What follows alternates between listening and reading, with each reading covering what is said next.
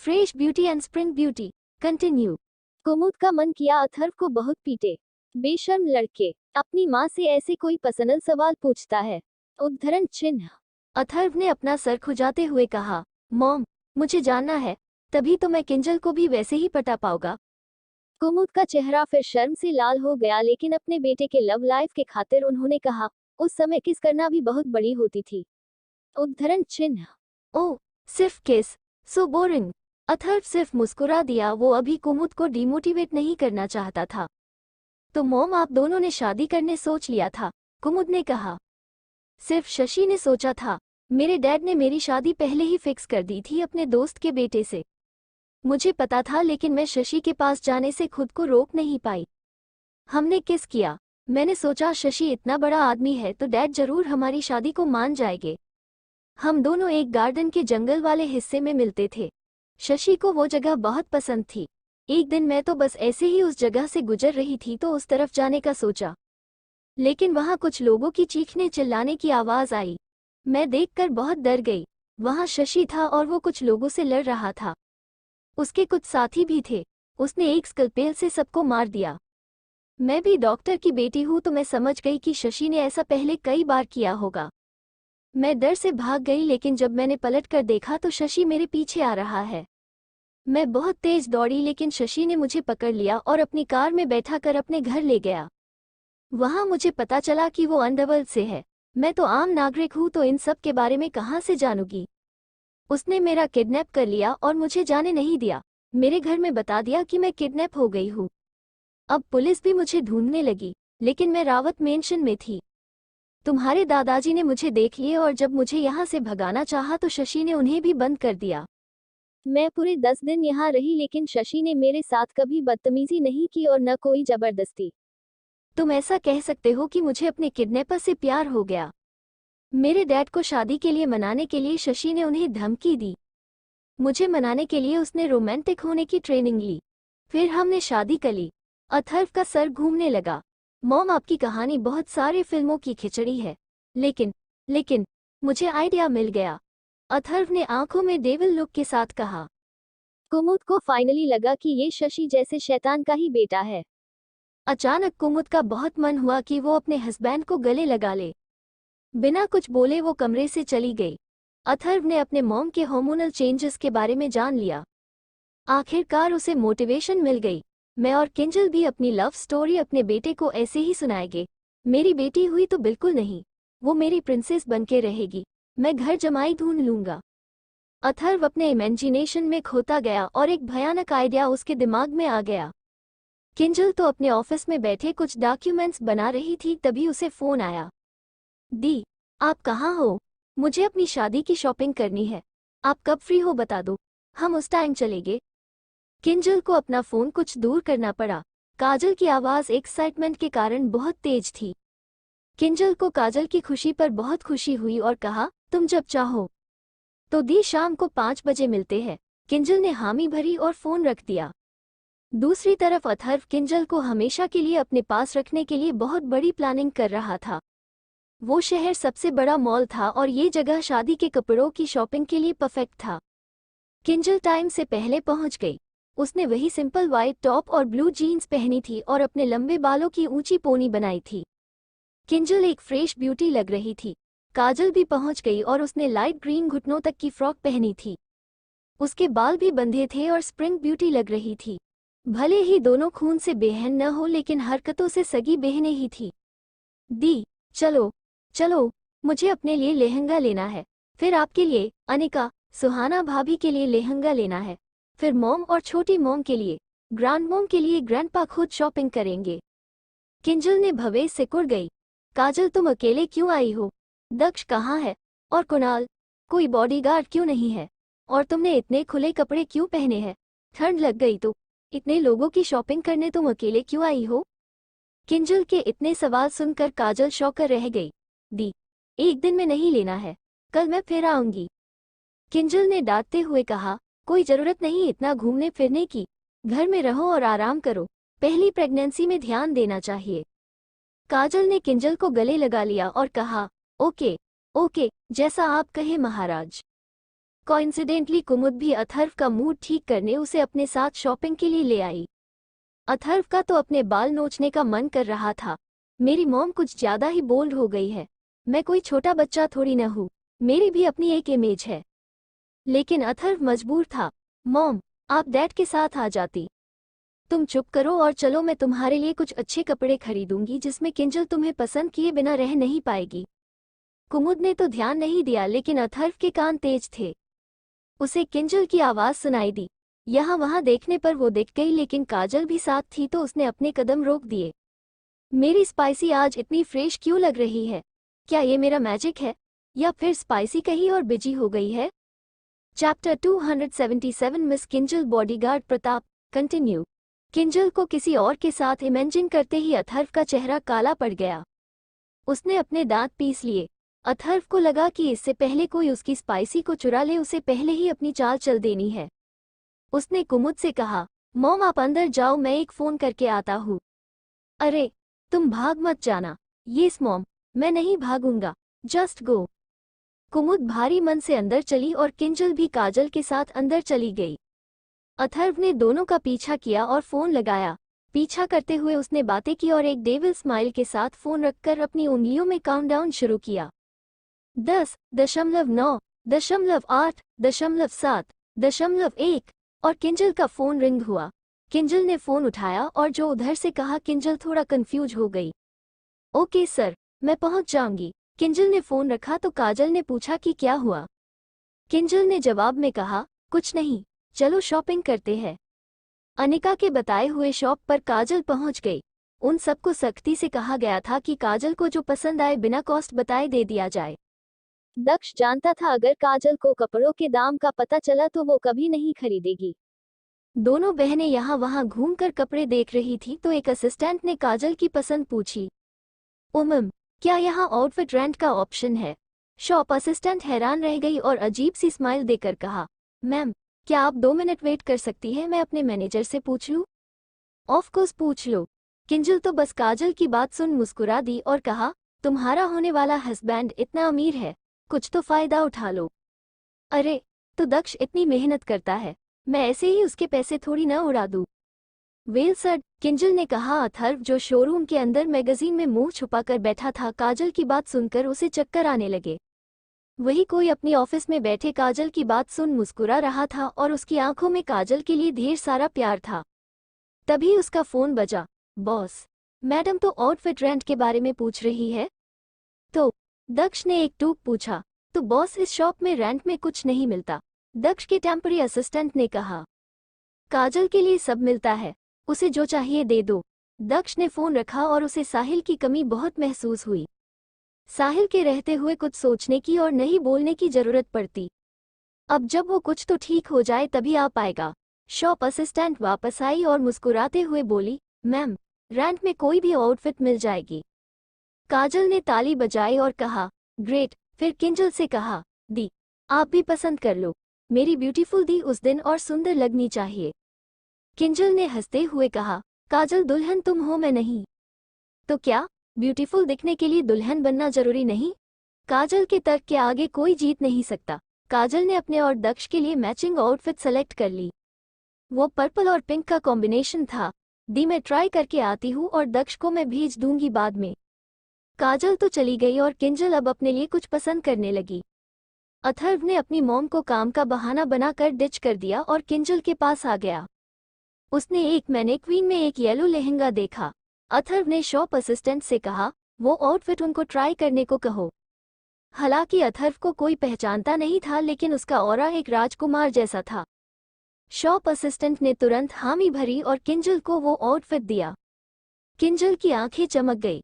It's beautiful, लेकिन मैं भी रेंट में लूंगी, चलेगा? शॉप असिस्टेंट ने हाँ कहा। अथर्व ने पहले ही उसे ऐसा करने को बता दिया। किंजल आउटफिट ट्राई करने चेंजिंग रूम चली गई और अथर्व भी घूमते फिरते उसके पीछे चला गया। शॉप का कैमरा दक्ष के लैपटॉप पर चल रहा था। अथर्व की हरकतों को देखकर उसकी एक भव उठ गई। अब उसे खिचड़ी का टेस्ट समझ आ गया। बहुत मजाक उड़ाया है तुमने मेरा, अब मेरी बारी, just you wait. Atharva Rawat. Daksh के होठों में अथर्व से डेंजरस डेविल स्माइल थी। शॉपिंग खत्म करके काजल वापस राणा रेसिडेंस गई और किंजल आई जी के ऑफिस। किंजल ने कुछ देर ऑफिस के बाहर वेट किया। जब दरवाजे से अंदर आई तो वहां पहले कोई और भी बैठा था जिसकी पीठ ही उसे दिख रही थी। किंजल अभी अपने शॉपिंग वाले कपड़ों में थी, उसके बाल भी खुले थे। उसने आई जी को सल्यूट किया और उन्हीं की तरफ देखते हुए पूछी, सर आपने बुलाया? हाँ किंजल, तुम्हें एक अच्छी खबर देनी है और एक बुरी, पहले बैठ जाओ। किंजल ने बिना एक्सप्रेशन बदले आई जी को देखती रही और कहा, इट्स ओके सर। आई जी ने पूछा, ओके तो पहले कौन सी न्यूज़ सुनोई? किंजल ने कहा, दोनों एक साथ सुना दीजिए सर, अब डिसाइड तो मैं करूंगी कि अच्छा कौन और बुरा कौन। आई जी ने मुस्कुराते हुए कहा, क्लेवर गर्ल। किंजल भी फाइनली हल्का मुस्कुराई। तो अच्छी खबर ये है कि तुम मिशन के लिए नेपाल नहीं जा रही, तुम्हारी जगह रोजा जा रही। और दूसरी ये कि तुम्हें किसी का बॉडीगार्ड अपॉइंट कर रहा हो, उनकी स्पेशल डिमांड है। उद्धरण चिन्ह। किंजल तो जम गई और अनजाने में उसके मुंह से निकल गया, सर ये दोनों खबर ही बुरी है। आई जी को हंसी आ गई और जो शख्स वहां बैठा था वो भी मुस्कुराते हुए बोला, रियली मिस प्रताप? उद्धरण चिन्ह। किंजल इस आवाज को पहचानती थी और वो जम गई। अंदर ही उसने अपने दांत पीस, कमीना यहाँ भी आ गया, ये तो मेरे पीछे ही पड़ गया, ये मुझे कंट्रोल नहीं कर सकता। उद्धरण चिन्ह डॉट डॉट डॉट। अथर्व ने किंजल के पीले पड़े चेहरे को देखा और आई जी से कहा, शी इज परफेक्ट। अब जब मैंने मिस प्रताप की जान बचाई है तो उनका भी फर्ज बनता है कि वो भी मुझे प्रोटेक्ट करे। उद्धरण चिन्ह 278 miss Kinjal bodyguard Pratap. Continue. Kinjal को किसी और के साथ इमेजिन करते ही अथर्व का चेहरा काला पड़ गया। उसने अपने दांत पीस लिए। अथर्व को लगा कि इससे पहले कोई उसकी स्पाइसी को चुरा ले उसे पहले ही अपनी चाल चल देनी है। उसने कुमुद से कहा, मॉम आप अंदर जाओ, मैं एक फोन करके आता हूँ। उद्धरण चिन्ह। अरे तुम भाग मत जाना। उद्धरण चिन्ह। यस मॉम, मैं नहीं भागूंगा, जस्ट गो। उद्धरण चिन्ह। कुमुद भारी मन से अंदर चली और किंजल भी काजल के साथ अंदर चली गई। अथर्व ने दोनों का पीछा किया और फोन लगाया। पीछा करते हुए उसने बातें की और एक डेविल स्माइल के साथ फोन रखकर अपनी उंगलियों में काउंटडाउन शुरू किया। 10.9, 8, 7, 1 और किंजल का फोन रिंग हुआ। किंजल ने फोन उठाया और जो उधर से कहा। किंजल थोड़ा कंफ्यूज हो गई। ओके सर, मैं पहुंच जाऊंगी। किंजल ने फोन रखा तो काजल ने पूछा कि क्या हुआ। किंजल ने जवाब में कहा, कुछ नहीं, चलो शॉपिंग करते हैं। अनिका के बताए हुए शॉप पर काजल पहुंच गई। उन सबको सख्ती से कहा गया था कि काजल को जो पसंद आए बिना कॉस्ट बताए दे दिया जाए। दक्ष जानता था अगर काजल को कपड़ों के दाम का पता चला तो वो कभी नहीं खरीदेगी। दोनों बहनें यहाँ वहाँ घूमकर कपड़े देख रही थी तो एक असिस्टेंट ने काजल की पसंद पूछी, क्या यहाँ आउटफिट रेंट का ऑप्शन है? उद्धरण चिन्ह। शॉप असिस्टेंट हैरान रह गई और अजीब सी स्माइल देकर कहा, मैम क्या आप 2 मिनट वेट कर सकती हैं, मैं अपने मैनेजर से पूछ लूं। उद्धरण चिन्ह। ऑफ कोर्स पूछ लो। किंजल तो बस काजल की बात सुन मुस्कुरा दी और कहा, तुम्हारा होने वाला हस्बैंड इतना अमीर है, कुछ तो फायदा उठा लो। अरे तो दक्ष इतनी मेहनत करता है, मैं ऐसे ही उसके पैसे थोड़ी न उड़ा दूं। वेल सर, किंजल ने कहा। अथर्व जो शोरूम के अंदर मैगजीन में मुंह छुपाकर बैठा था, काजल की बात सुनकर उसे चक्कर आने लगे। वही कोई अपनी ऑफिस में बैठे काजल की बात सुन मुस्कुरा रहा था और उसकी आंखों में काजल के लिए ढेर सारा प्यार था। तभी उसका फोन बजा। बॉस, मैडम तो आउटफिट रेंट के बारे में पूछ रही है। उद्धरण चिन्ह। तो दक्ष ने एक टूक पूछा, तो बॉस इस शॉप में रेंट में कुछ नहीं मिलता? दक्ष के टेम्पररी असिस्टेंट ने कहा, काजल के लिए सब मिलता है, उसे जो चाहिए दे दो। दक्ष ने फोन रखा और उसे साहिल की कमी बहुत महसूस हुई। साहिल के रहते हुए कुछ सोचने की और नहीं बोलने की जरूरत पड़ती। अब जब वो कुछ तो ठीक हो जाए तभी आ पाएगा। शॉप असिस्टेंट वापस आई और मुस्कुराते हुए बोली, मैम रेंट में कोई भी आउटफिट मिल जाएगी। काजल ने ताली बजाई और कहा, ग्रेट। फिर किंजल से कहा, दी आप भी पसंद कर लो, मेरी ब्यूटीफुल दी उस दिन और सुंदर लगनी चाहिए। किंजल ने हंसते हुए कहा, काजल दुल्हन तुम हो, मैं नहीं।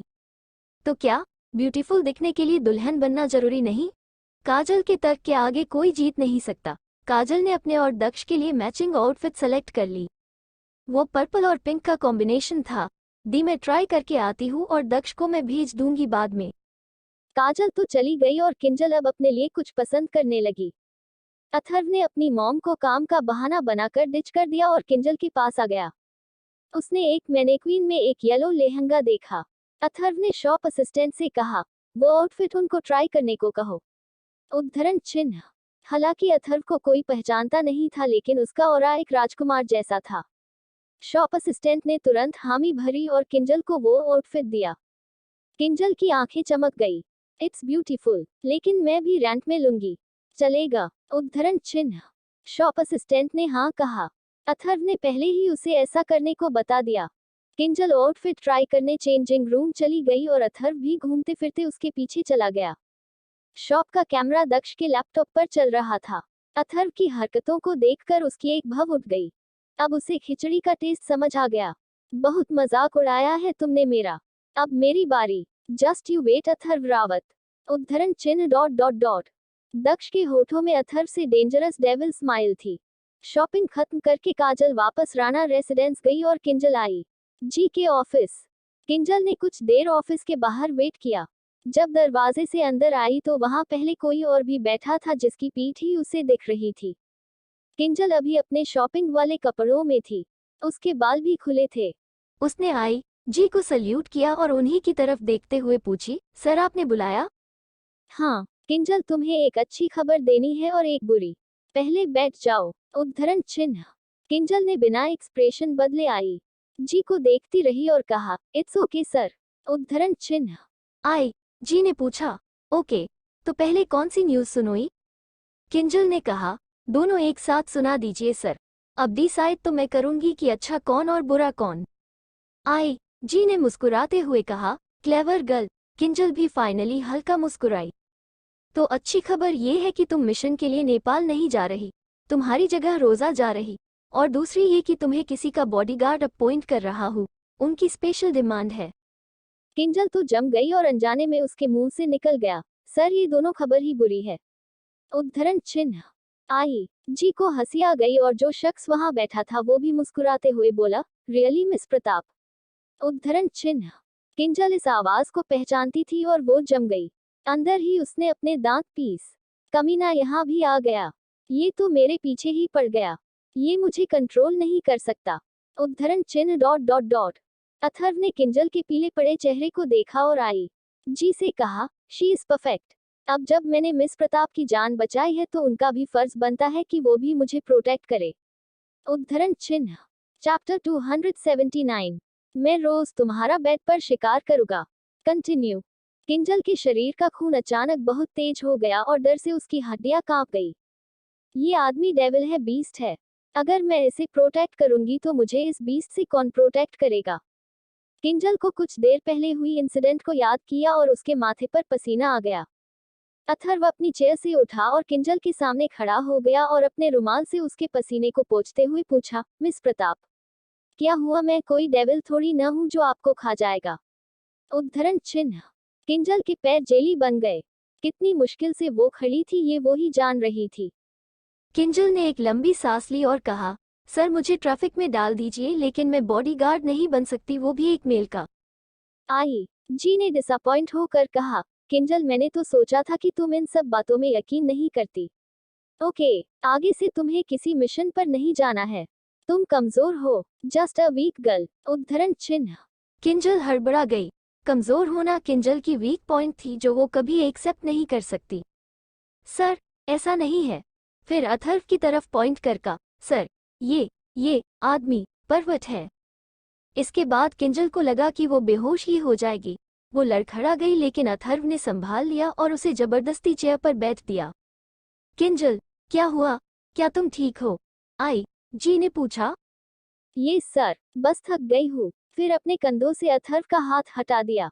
अथर्व ने आई जी को इशारा किया तो उन्होंने सख्ती से कहा, अगर ये टास्क तुम पूरा नहीं कर सकती तो तुम्हारी फोर्स में जरूरत नहीं।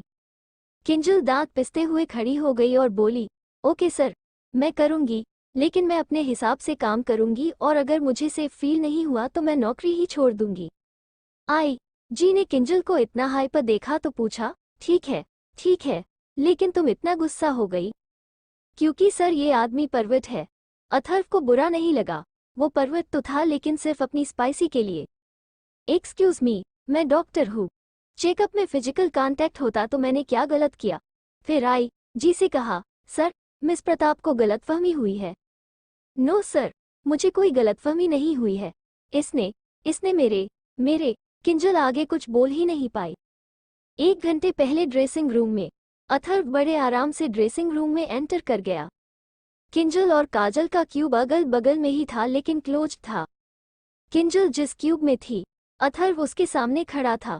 यहाँ कोई कैमरा नहीं था तो वो जो चाहे कर सकता था। किंजल ने लहंगा को ध्यान से देखा। ये सच में बहुत सुंदर था। इसकी चोली बैकलेस थी, बस 2 डोरी ही थी और बहुत सेक्सी भी। किंजल अपना टॉप जैसे ही निकाला, उसके क्यूब में किसी ने नोक किया। उसे लगा कोई स्टाफ होगी या काजल होगी। किंजल थोड़ा पीछे हो गई और दरवाजा खोला और पूछा, येस। सामने उसे एक डेविलिश हैंडसम लड़का था जो उसे डेविल जैसे मुस्कान के साथ बहुत प्यार से देख रहा था।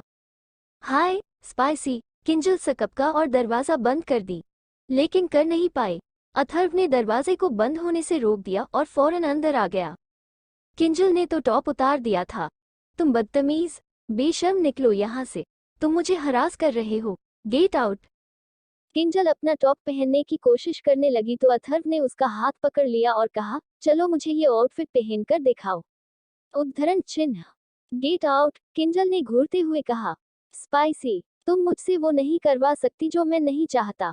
अगर तुम नहीं पहनना चाहती तो कोई बात नहीं, हम कुछ और कर लेते हैं। उद्धरण चिन्ह। अगले ही पल अथर्व ने किंजल के होठों पर किस कर लिया। किंजल फिर सकपका गई। उसने उसे लात मारनी चाहिए लेकिन अथर्व ने उसे ब्लॉक कर दिया। उसे काटने की कोशिश की लेकिन अथर्व ने उससे भी बच गया। अथर्व का बहुत फियर्स था। किंजल टॉप एक कोने में था और अथर्व का हाथ सीधे ब्रा के हुक पर चला गया। किस करते हुए वो किंजल की बैक आराम से देख पा रहा था जो बहुत सेक्सी थी। किंजल ने बहुत कोशिश की लेकिन वो अथर्व को रोक नहीं पा रही थी। मैं अपनी गन लेकर आती तो अच्छा होता, इसे यही मार देती। उद्धरण चिन्ह डॉट डॉट डॉट। किंजल के अपर बॉडी का लास्ट क्लॉथ भी नीचे गिर गया। जब अथर्व के लिप्स नीचे जाने लगे तो किंजल की भावें सिकुड़ गई। वो ये टच बहुत पसंद करती थी लेकिन ये सब गलत हो रहा था। किंजल की सांसें बढ़ती जा रही थी और अथर्व ने उसके हॉट के स्टिकर्स पर किस कर रहा था। Atharva please stop stop. इस बार अथर्व रुक गया। किंजल ने उसे कभी प्लीज नहीं कहा था। अथर्व ने किंजल को अपनी बाहों में जकड़ लिया और पूछा, मुझे क्यों रोका? तुम्हें शायद नहीं पता, मेरा लिटिल ब्रदर नाराज हो गया। उद्धरण चिन्ह। किंजल ने सीरियस टोन में कहा, तुम मेरे साथ ये सब क्यों कर रहे हो? और तुम मुझसे शादी क्यों करना चाहते हो? और ये कॉन्ट्रैक्ट मैरिज का आइडिया क्या है? उद्धरण चिन्ह। क्या तुम नहीं जानती मैं ये सब क्यों कर रहा हूँ? उद्धरण चिन्ह। किंजल ने हंसते हुए कहा, मुझे पता है। सेक्स, बस तुम्हें मुझसे यही चाहिए न? 1 साल तक मैं तुम्हारी वाइफ कम मिस्ट्रेस रहूंगी, फिर तुम्हारा मन भर जाएगा तो डिवोर्स। तुम सब अमीर लोग ऐसे ही होते हो। उद्धरण चिन्ह। किंजल के मुंह से इतने कड़वे शब्द सुनकर अथर्व का सर झन्ना गया। उसका गुस्सा सर चढ़ने लगा। तो तुम मेरे बारे में ये सब सोचती हो? अथर्व ने सीरियस टोन में पूछा। उस छोटे क्यूब का मौसम ठंडा होता जा रहा था। किंजल अब अथर्व के चेहरे से जान पा रही थी अथर्व गुस्से में है। लेकिन क्यों? मैंने क्या गलत कहा? उद्धरण चिन्ह डॉट डॉट डॉट। देखो, अगर तुम मुझ पर गुस्सा करोगे तो सच बदल नहीं जाएगा, किंजल ने सूखे गले से कहा। अथर्व की आंखें गहरी होती जा रही थी। उसने किंजल के बालों को सहलाया और उसकी नजर ऐसी थी जैसे शिकारी अपने शिकार को देख रहा है। स्पाइसी, अब मैं चाहता हूँ कि मैं तुम्हें पूरी जिंदगी भर अपनी मिस्ट्रेस बनाऊं। मैं रोज तुम्हारा बेड पर शिकार करूंगा। सो मच फन, हा हा हा। चैप्टर 280 में तुम्हें हिप्नोटाइज कर तुम्हें अपना सेक्स स्लेव बना लूं। कंटिन्यू। अथर्व की हंसी किसी डेविल से कम नहीं थी। किंजल कभी भी किसी से डरती नहीं थी, यहाँ तक कि अथर्व से भी नहीं। लेकिन जब वो इस अवतार में होता जहां वो किंजल के साथ इंटीमेट होता तो वो कुछ नहीं कर पाती। अथर्व ने किंजल के जीन्स के बटन खोल दिया और उसकी आंखों में देखता रहा। किंजल ने बहुत कोशिश की उसे रोकने की लेकिन अथर्व उससे ज्यादा स्ट्रांग था। फोरप्ले के टाइम बाहर आवाज न जाए वो किंजल को बीच बीच में किस करता रहा। अथर्व को किंजल से प्यार था और कब इस खाई में वो गिरता गया उसे खुद पता नहीं चला। अब इससे बाहर निकलने का कोई रास्ता ही नहीं था। उसकी सिसकियां, उसका रोना, सब उसके लिए थे। तो किसी और को क्यों सुनने दे सकता था? बस एक बार में ही किंजल को लगा कि शरीर ने आत्मा छोड़ दी है। उसके पैरों में ताकत ही नहीं रही। वो तो अथर्व के सपोर्ट से वो खड़ी थी। अथर्व की रफ फिंगर्स किंजल को प्रोवोक कर रहे थे। शुश स्पाइसी, मुझे पता है तुम्हें बहुत मजा आ रहा है, लेकिन बाहर आवाज चली गई तो क्या होगा? बोल। अथर्व ने अपनी स्पीड तेज कर ली। किंजल को झटका लगा। उसकी भवें सिकुड़ गई। वो कुछ बोल ही नहीं पा रही थी। उसने अपने निचले होठ दबा लिए। अथर्व ने किंजल के वक्षों को भी नहीं छोड़ा और उसे प्रोवोक करता रहा। जब उसे बाइट का दर्द हुआ तो किंजल को अपना मुंह अपने हाथ से कवर करना पड़ा। अब बस, बहुत हो गया। आह, रुको, किंजल ने रिक्वेस्ट किया, लेकिन अथर्व की आंखें गहरी होती गई। उसे अपनी स्पाइसी ऐसा लाल चेहरा बहुत पसंद था। वो सच में स्पाइसी लगती थी। अथर्व ने अपने फिंगर्स को हटा दिया जब उसे लगा कि किंजल अपने क्लाइमैक्स पर आने वाली है। किंजल ने जब अथर्व को पीछे हटते देखा तो उसे डिसअपॉइंट फील हुआ। इनफैक्ट बहुत गुस्सा आ रहा था, लेकिन वो चुप रही। अथर्व ने अपने फिंगर्स को क्लीन किया और किंजल को अपना रुमाल देकर कहा, क्लीन अप। किंजल ने नहीं लिया तो अथर्व ने खुद ही कर दिया। किंजल उसे रोकना चाहती थी कि क्यों करना है जब कुछ हुआ ही नहीं। किंजल के एक्सप्रेशन देख वो समझ गया और धीरे से हंसते हुए बोला, तुम अकेली नहीं हो, मैं भी हूँ। नेक्स्ट टाइम हम दोनों साथ में एंजॉय करेंगे। नाराज मत हो स्पाइसी। डोंट वरी, मैं तुम्हें इससे भी ज्यादा गुड फील करवाऊंगा। किंजल ने देखा कि अथर्व फिर से उसे कंट्रोल कर रहा है, लेकिन उसकी क्या गलती, वो खुद बहक जाती है। Get out. नो, पहले ये आउटफिट पहन कर दिखाओ। उद्धरण चिन्ह। किंजल ने सोचा, इस मुसीबत से निकलने का एक ही उपाय है। कपड़े पहनो और इसे भगाओ। वैसे भी कुछ ही दिन झेलना है, फिर मैं नेपाल चली जाऊंगी तो कई सालों तक मुझे ढूंढ ही नहीं पाएगा। उद्धरण चिन्ह डॉट डॉट डॉट। किंजल ने बिना कुछ कहे लहंगा पहन लिया। उसकी चोली की ऊपर और नीचे की डोरी खुली ही थी। अथर्व ने उसे बांधा और उसके बाल खोल दिए। अथर्व ने शीशे में दोनों के अक्स को देखा और उसका मन किया कि फिर से वो किंजल के वो सब करे जो अधूरा छूट गया। कंधे पर किस करते हुए अथर्व ने कहा, my spicy is so beautiful, लेकिन तुम अपने बाल खुले रखना, तुम्हारी बैग खुली है। तो फिर तुमने इसे मुझे ये ड्रेस क्यों दिया? उद्धरण चिन्ह। अथर्व ने सरप्राइज होकर पूछा, तुम्हें कैसे पता मैंने दिया है? उद्धरण चिन्ह। किंजल ने अपने होठ दबा लिए और कुछ नहीं कहा। अथर्व ने बस मुस्कुरा दिया। फिर से चेंज करने में हेल्प करने के बाद उसने कहा, वैसे तुम्हारा बॉयफ्रेंड भी बहुत अमीर है, तुम इसे खरीद लो। उद्धरण चिन्ह। खरीद कर अचार डालूंगी क्या? मैं ये सब नहीं पहनती, सिर्फ काजल की शादी के लिए है। किंजल ने अपने जीन्स के बटन लगाते हुए कहा। तो तुम मान गई कि मैं तुम्हारा बॉयफ्रेंड हूँ? मैं नहीं, तुम मानते हो। मुझे शादी में भी कोई इंटरेस्ट नहीं, और मुझे जबरदस्ती भी नहीं पसंद। अथर्व को फिर गुस्सा आने लगा। उसकी आंखें फिर गहरी होती गई। किंजल को फिर से कुछ गड़बड़ लगी। मैंने गलत ही क्या बोला? अथर्व फिर से किसी शिकारी की तरह आगे बढ़ा और उसकी ठुड्डी पकड़कर अपने तरफ करते हुए कहा, मैंने तो अभी तक कुछ किया ही नहीं। क्या तुम चाहती हो कि मैं तुम्हें हिप्नोटाइज कर तुम्हें अपना सेक्स स्लेव बना लूं? किंजल डर से कांप गई। अगर गलती से भी ऐसा हुआ तो वो क्या कोई कुछ नहीं कर पाएगा? काजल के साथ ऐसा ही हुआ था। किंजल के चेहरे में डर देख अथर्व को बहुत खुशी हुई। अगर प्यार से न माने तो डरा कर ही सही, कभी न कभी तो उसे उसकी फीलिंग्स का एहसास हो ही जाएगा। योजक चिन्ह योजक चिन्ह योजक चिन्ह। Present time. जब आई जी ने देखा कि किंजल खुद शो नहीं है तो वो सख्ती से बोले, किंजल बस बहुत तुम्हारा बहाना। अगर तुम्हें मेरा दिया टास्क नहीं करना तो रिजाइन कर दो। उद्धरण चिन्ह। किंजल का मन किया अपना गन निकले और अथर्व को गोली मार दे, बास्टर्ड। फिर वो सीधी खड़ी हो गई और बोली, ओके सर, मैं ये काम करूंगी, पहले मुझे पूरी रिपोर्ट चाहिए। अथर्व की जीत की स्माइल दी और कहा, श्योर मिस प्रताप। मुझे मिस्टर रावत की हर का शेड्यूल चाहिए। अटैकर्स की डिटेल्स, घर और उनके सारे ऑफिसेस की डिटेल्स, उनके स्टाफ, सर्वेंट्स, एम्प्लॉयज और पूरी फैमिली डिटेल्स। इसके बाद मैं जो मांगूं और जैसा कहूं वैसे मिस्टर रावत को करना होगा। अगर उन्होंने मना किया तो मैं उसी समय सब छोड़कर वापस आ जाऊंगी।